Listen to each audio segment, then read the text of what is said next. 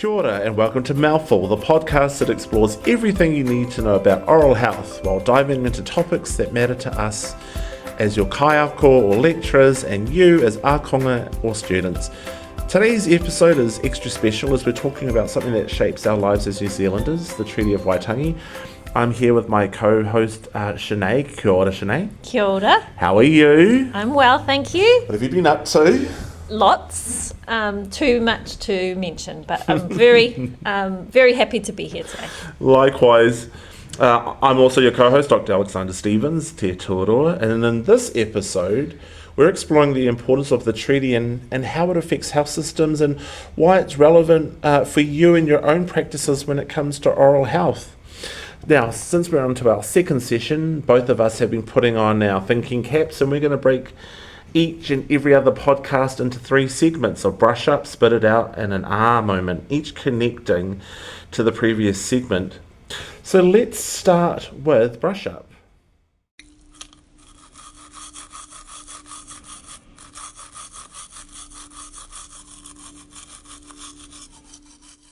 Okay, what would you like us to focus on, Chanae, for today's topic around the treaty? What are some of the things that you've been contemplating?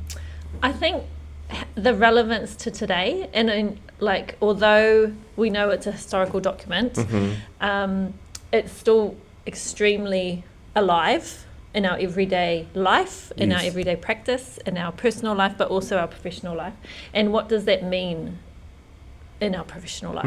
It's a great question, and I don't mean to parrot, but what does it mean? Can you give some examples about how it would be relevant in an oral health practice? I suppose as a broad example, we may find that we're already, working in a system where we may have preconceived ideas about people that we're treating. Those are stemmed from lots of different things, but maybe we're not quite understanding some of the systemic issues that people may be under. Right. And the impact of those. And just thinking as an example, the Native Schools Act, which was born out of the colonial time following the treaty, which was still very, not very long ago, which meant that Māori schools weren't able to participate in the public dental system. They were excluded from that. So we may find that some of our patients and their whānau, it's their nannies and their koros that were affected by this. So it's kind of a given that they may not have that trust in the system. Yes, and it gets passed on. Yeah, that's right. So you are part of the system now. Yes. So just maybe being aware of that. Yeah. Now that's interesting because from a counselling perspective, we know that if people have negative experiences, they'll tell up to 10 people. If they have a good experience, they might tell 2 to 3 people. So you're much more likely to tell people about bad experiences than good experiences. Yeah. And now with the introduction of things like Facebook and what people think, all it takes is one message for potentially someone that might want to access help to not go because they're buying into that other person's experience and therefore identifying that this might actually happen to them. Yeah. The other thing that I was also thinking is that even now we know that our Māori face barriers to accessing dental care and that inequalities exist. So, a good treaty partner is someone that acknowledges that these things happen and that it's essential that we kind of work together to address the gaps. That's right. And that's the thing, right? Like where we work in healthcare, it's all of our responsibility. It's not just our Māori staff. It's not just their responsibility. Yes. And it really is small things, which is kind of what we touched on in the previous podcast. Small things tell people that you care. Getting people's names right, giving them good service, giving them informed choice. Yes. Throwing away judgment. Yeah. Our communities, irrespective if you're Māori or not, experience judgment. Why would you want to go to a place when you already got apprehension? So I absolutely agree. I think that the treaty isn't just a document that was written in the 1840s. It's just as relevant as it is now. And actually, I often think of it as a reflection of Māori people. So the way that the treaty gets battered around actually has parallels with our Māori populations as well. And from an international perspective, it's a document that other Indigenous communities look to and wish they had. And for example, when I was working in Australia, lots of our Aboriginal communities would often say to me that they wish that they had something similar to the treaty because they have no. That's right. They have no rights. They have no way of being able to get their concerns heard. Yeah. Even our friends who are, say, in Canada, so Indigenous First Nations, for example, often talk about Māori being ahead. So I feel like not only as Māori but as a New Zealander that we have this important document that could make such a difference to people's lives, and I just feel really fortunate that we're here, that we've got this in. So how do we make this work, and that other Indigenous communities might be able to hopefully find a way forward. Definitely. You know, to kind of create maybe their own version. Yeah, it's not as scary as what we might, I don't know, what we might perceive in the media. And, Yes.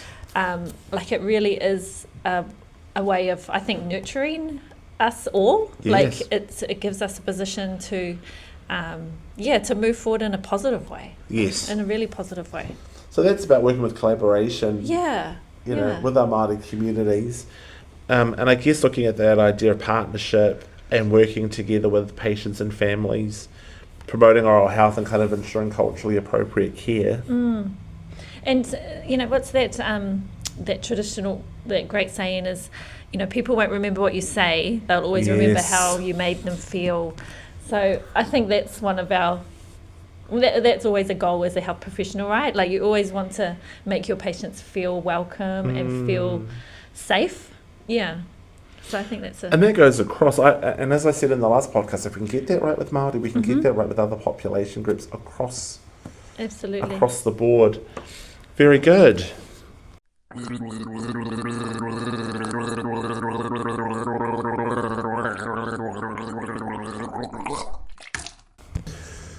All right, now moving on to our second segment of Spit It Out. So here we're just doing our own particular thoughts that we're having since the last time that we've done this podcast. Chanae, you're up first. What have you got to spit out? So, right. Let's think about the birth of dentistry and I suppose oral health in treatment. Where did it come from? Right, like who was the one that made it? Who brought it in? What was its business model, or is it a service model? And what does that mean for us? Like when we look forward to our practice, when we look forward to where we'll be working, who we'll be working with, and who we will be servicing as well. So yeah, I suppose if we look at even the legacy of dental nurses, so a dental therapist. I was trained as a dental therapist, and then how we've evolved and we've moved into the oral health therapy scope. So we're dental nurses and dental hygienists together. Right. How did that come about? You know, like who were the kind of decision makers to make that move? And when we think about that, it was the dentists, right? Like they were the ones that didn't exactly want to keep cleaning people's teeth. They could see that there was some other, they could find, they could make this new profession to clean everybody's teeth, and they could focus on the other parts of the treatment. And then on the other hand, we've got dentists didn't maybe preferred to see adult patients. They're a little bit easier to treat. They sat still and you could get things done a bit quicker. So then the birth of dental nurses was in the early 40s. So I suppose when we look at that and we look at our future, how does that meet the community need, and what does that mean for the kind of hierarchy of our profession? Do we really need this hierarchy, but also can we break boundaries in that way, which we already are. You guys are already part of this adult scope, so we're already breaking that boundaries already. So I suppose it's just something to think about where we keep going. Yeah. Interesting. Yes. Ooh, look at you calling out a call to action. I mean, ideally, where would you like to see that kind of your profession, say, in the next 10 to 20 years? I mean, I think for me, because I have been solely therapy, so dental Right. nursing the whole time, the thought and of all of the other professions of dentistry, orthodontics, technicians, etc., there's so many other dental professionals that we don't exactly have that kind of common link to, which may be our governing body, the Dental Council, but we all still have to tick that we are culturally competent or culturally safe, yet we're still very siloed. Yes. So I suppose it's us thinking about how we can work more together. How do we do that using the treaty as an example? Exactly, yes. Any particular thoughts? I think getting us all on the same page, because we're treating the same people. Like, we're all treating the same people. Absolutely. I mean, for me, a good example just might be like if you thought of the nature of, say, partnership, then that could be seen as informed decision making. And like when I went to the dentist, not saying which one, I don't feel like I was given all my options. I was just kind of told that I could either do a root canal or extraction. Yeah. But I wanted to know if a filling was also possible. I was told that it was a 50-50. But the dentist was much more kind of focused on just saying a root canal, but I actually wanted to know what all my options were. And I think she actually was quite annoyed at me asking questions, and then I asked for a temporary, what's it called, a temporary? Temporary filling. Yeah, temporary filling. And I don't think it was the best that was done. And then I was asked to kind of hop off the chair, and they had another Next one coming. Yeah. And so in that moment, I didn't feel culturally safe, which is that protection element. Yeah. I mean, I was already in pain, so So the nice, pleasant person that you're listening to right now was not pleasant at that stage. I just wanted to get it sorted, right? But I didn't feel like I had all my options kind of available. And I think if they had actually, kind of told me what were the things that are involved. Here's the importance of why these are your different options. This is why we're thinking root canal or extraction. To be honest with you, I got more information from you as well as our person that works here at the South Campus, our oral therapist, than what I did from the dentist. And actually, I was asking specific questions, and at one stage she wanted to know how I knew. So much. Yeah. And I just thought to myself, it shouldn't matter though, because if you think protection under the treaty, you should actually be saying, this is great. Yeah, exactly. Actually, I didn't think about this. Yeah. For example, but this is why I'm explaining it. And what might be better for you, right? Like, yes. Like giving our patients the option to take some power and seek. These are all the options on the table. Yeah. What do you think will work best for you in your life? Yeah. But just the participation bit. Yeah. Exactly what you're saying. And it's also good cultural competence. Here are your options. This is what you can do. Mm-hmm. Do you need some time? We're going to put on a temporary filling. This is what a temporary filling is. I mean, if they even sat down. Now, sometimes I know that it's time sensitive, but I'm the kind of person, if you answer those kind of questions, then I'm much more likely to make an informed choice. Yes. Because when it comes to my own oral health, I know that it's vital to everything else. If, say, for example, I got an infection in my jaw, then it could impact on, say, my heart.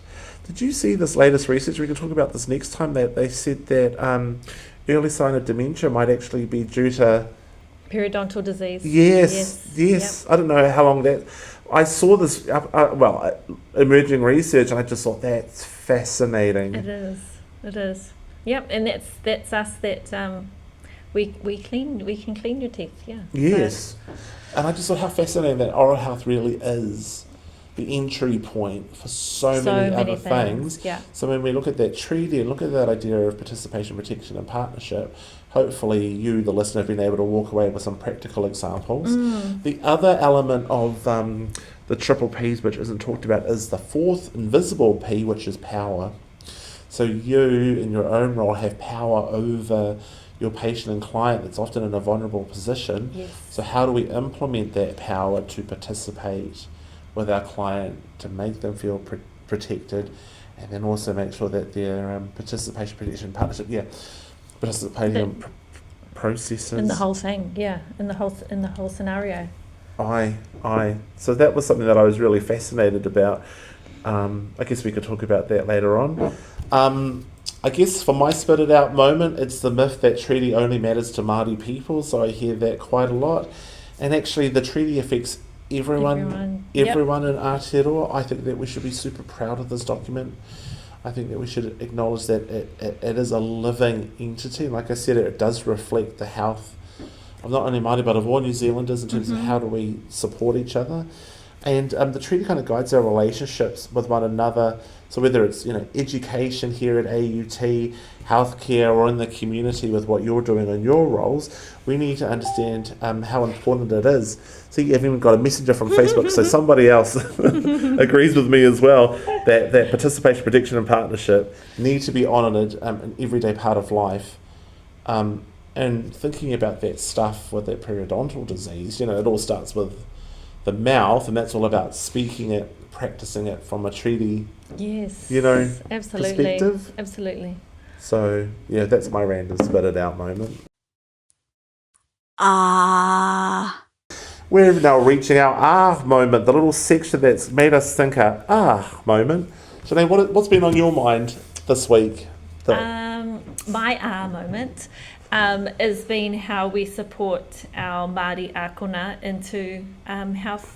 I think oral health would be amazing if you like we are now in here, but Māori in health is just, that's my, in my heart would be amazing. And I think when we think about the treaty and the relationship between us supporting our ākona, it's a huge privilege, but also a huge, we kind of run through a lot more barriers to even get to university. So if we can research, have a little bit of understanding about the effects of colonisation and how it's been for Māori, and that legacy of that it is, it can hold a lot of pain, a lot of mamae.